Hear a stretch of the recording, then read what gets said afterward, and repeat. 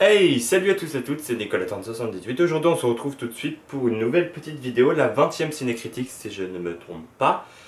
Cette fois-ci sur le film Conjuring 2, le cas Enfield. Alors avant de vous parler de Conjuring 2, j'aimerais faire un petit débrief sur le premier opus qui m'avait fortement marqué. En effet, c'est un film que j'ai beaucoup apprécié pour son classicisme et puis son retour aux sources sur les films d'horreur avec plein de références sur les tout premiers films du genre horrifique qui ont été vraiment bien faits.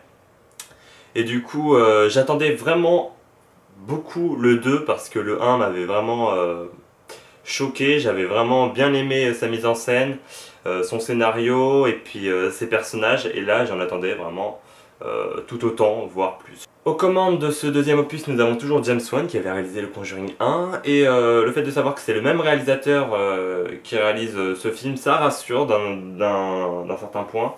On dit que bon, le réalisateur sait ce qu'il fait et en plus j'ai une totale confiance envers James Wan qui a réalisé que de très bons films. Je pense à Saw, je pense à Conjuring 1, il y en a plein d'autres que je suis en train d'oublier. Et donc voilà, je pense que c'est quand même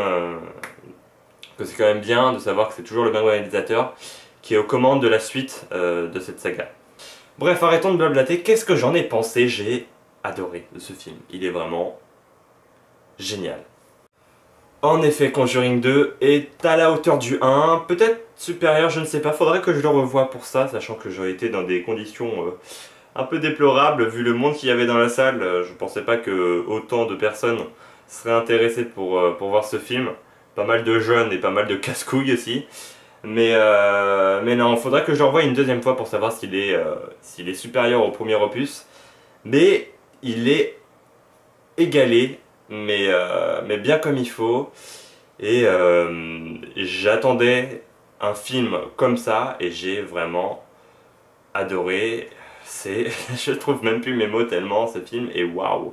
Alors d'abord pour dire un petit mot sur le scénario, bon ça peut paraître un petit peu simpliste comme tous les scénarios de films d'horreur à ce jour, mais c'est vrai que j'ai bien aimé comment le scénario se développait, toute la construction scénaristique en fait que j'ai vraiment bien apprécié avec le découpage du film en plusieurs parties, avec d'abord la présentation de la famille, les événements paranormaux qui se passent dans cette maison, l'arrivée des Warren qui vont essayer d'aider cette famille, et puis la résolution à la fin. Donc le spectateur en fait il n'est pas perdu dans des événements qui arrivent les uns les autres sans vraiment trop de sens. Là vraiment il y a une trame scénaristique qui se construit et qui perd pas le spectateur dans des méandres de choses horrifiques, des screamers, des machins, etc. Là tout est vraiment bien construit et ça fait plaisir de voir ça parce que certains films d'horreur aujourd'hui se foutent un petit peu du scénario et balancent juste des trucs pour faire peur.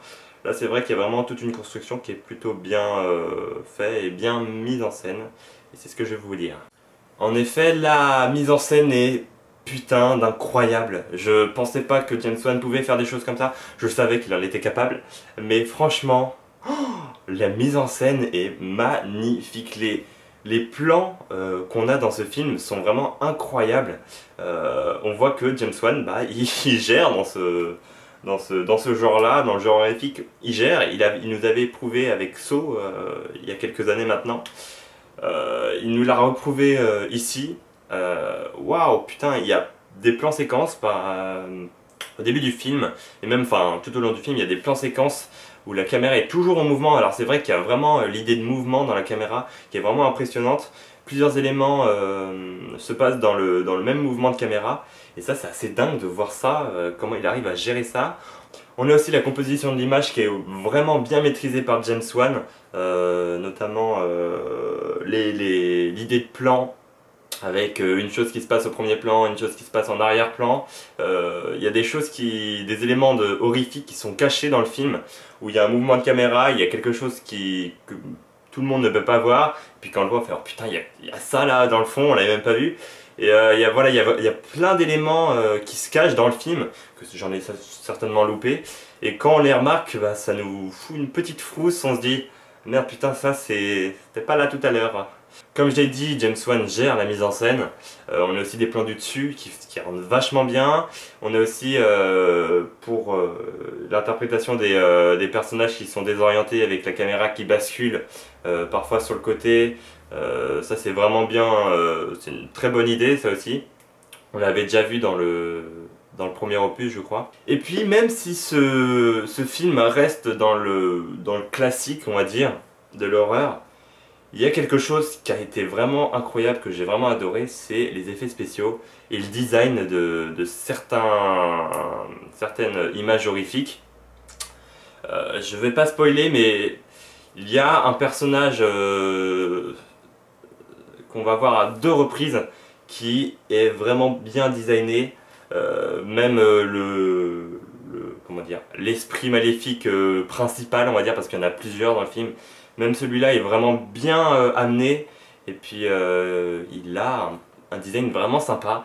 Donc pour le coup les effets spéciaux gèrent, et puis on a vraiment des nouveaux éléments horrifiques, autres que des jumpscares, les éléments horrifiques enfin, qui servent à faire peur quoi. On les revoit dans les films, enfin c'est un peu tout le temps la même chose. Et là il y a vraiment des nouveaux éléments qui arrivent et qui claquent quoi. Enfin, ça choque le spectateur et c'est vraiment bien amené. Donc là, à ce niveau-là, c'est parfait. Et dire que le film dure 2h13. Quand on y pense, on peut se dire, bon, bah c'est un film, c'est une durée normale pour un film de nos jours. Mais je tiens à vous préciser que c'est un film d'horreur. Et les films d'horreur à 2h13, il n'y en a pas énormément. On regarde les films d'horreur qui sortent, ça tourne autour d'1h30. Et ça se comprend parce que bon, on fait monter la tension et puis au bout d'un moment, on peut pas faire mieux et du coup, on est on est au climax du film. Et du coup, le film ne peut pas durer forcément très longtemps, mais là, le fait que le film dure très longtemps et que le spectateur est accroché à ce film du début jusqu'à la fin, c'est vraiment, on n'y sort pas du tout de ce long métrage et du coup, franchement, chapeau pour arriver à faire tenir la tension aussi longtemps. Les 2h13, je les ai clairement pas vus passer. Et donc à ce niveau-là aussi, chapeau. Enfin, on a aussi, qu'est-ce que je veux dire, les personnages qui sont vraiment très bien travaillés, comme vous pouvez l'imaginer. Mais ça, c'était déjà le cas dans le premier opus de Conjuring. Là, franchement, dans le 2, on a la mère qui est très bien amenée.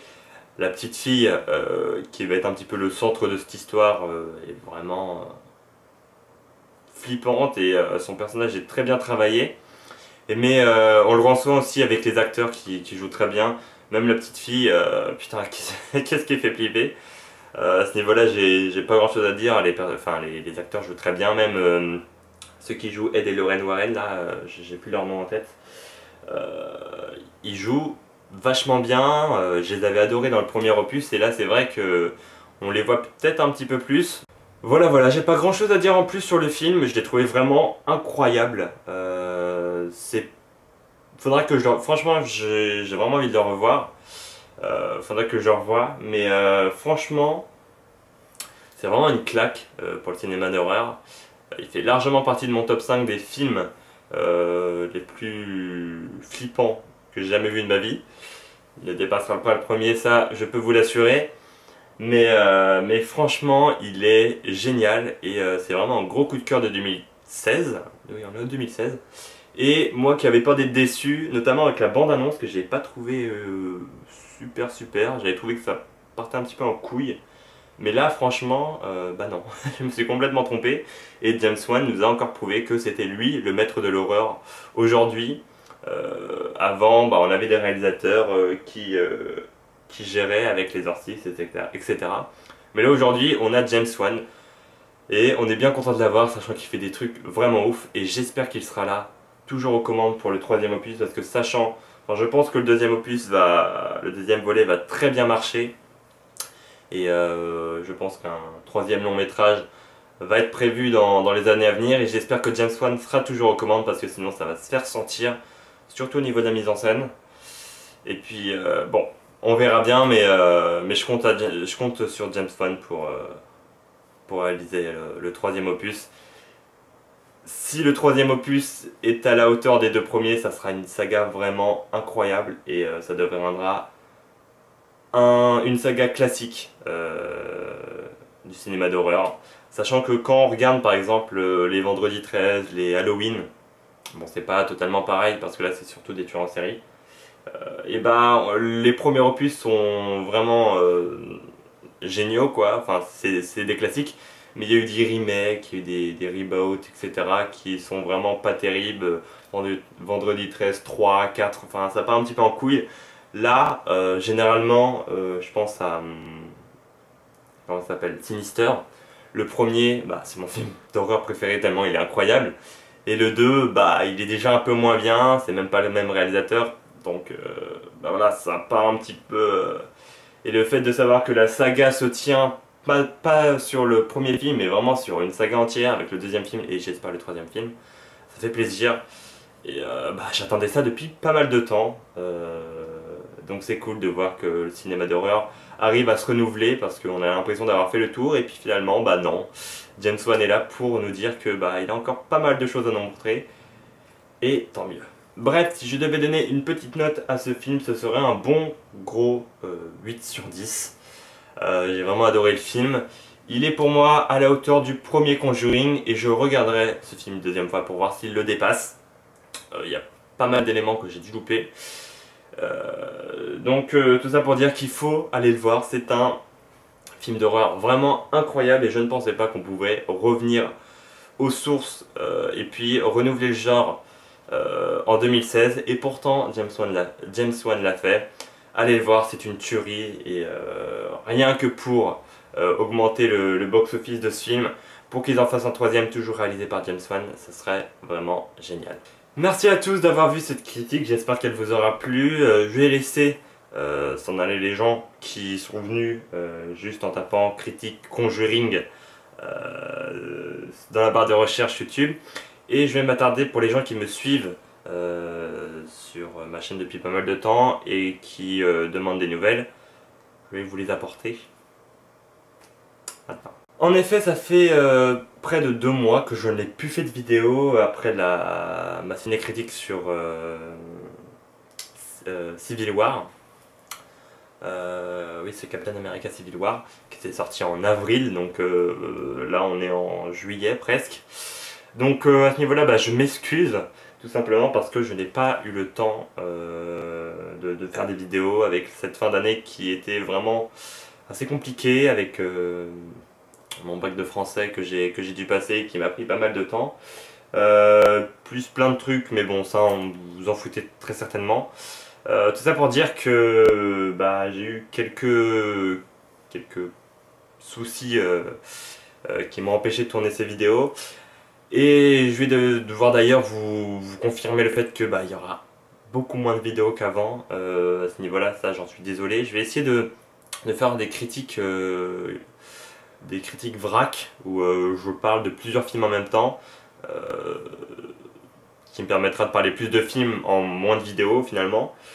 Mais c'est vrai qu'à ce niveau-là, bah, j'en suis assez navré.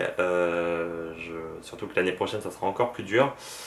Donc je vais essayer de faire de mon mieux pour essayer de faire le plus de vidéos possible.